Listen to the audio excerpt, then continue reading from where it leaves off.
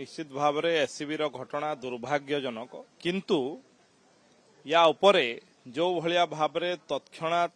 मान्यवर मुख्यमंत्री से जगह को पहुंची मान्यवर स्वास्थ्य मंत्री पहुंची विभाग समस्ते पहुंची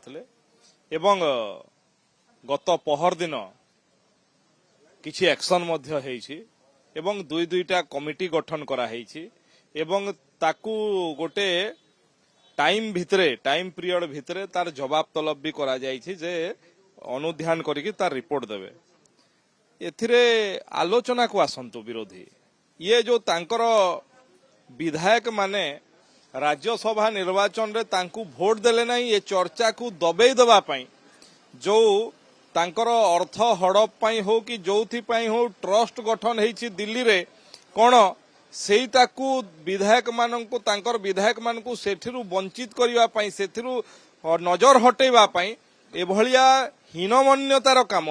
जे ओडिशार लोकंकर कोनोसी गोटे दुर्घटना रे मृत्यु हला ताकू आळ करिकि विधानसभा को बंद करिवा ये निश्चित भाव में अत्यंत दुर्भाग्यजनक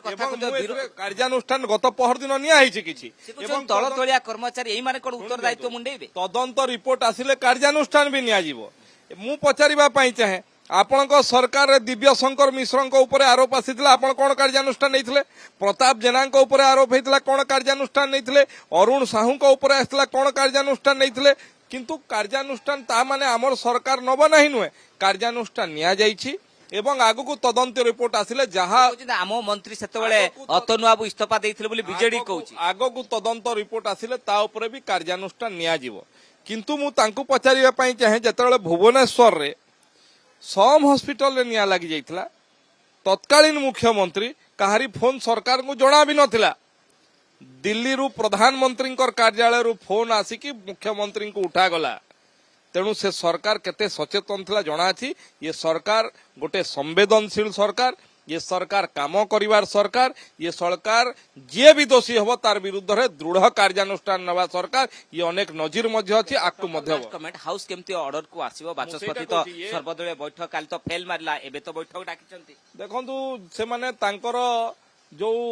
विधायक माने पचारिबा पई कोन सुनिबारे जहा सी पचारिबा पई जाइथिले सेतेबेले कहिथिले ट्रस्ट गठन हेइनी कहिकरी पुणी तांकर दलर सभापति तथा विरोधी दलर नेता कहिले ट्रस्ट गठन हेछि तांकर दलीय व्यापार रु नजर हटेबा पई एवं विधायक मानकू सेठु विरत रखिबा पई एभलिया विधानसभा को व्यवहार करा जाउछि विरोधी दल द्वारा ये अत्यंत दुर्भाग्यजनक।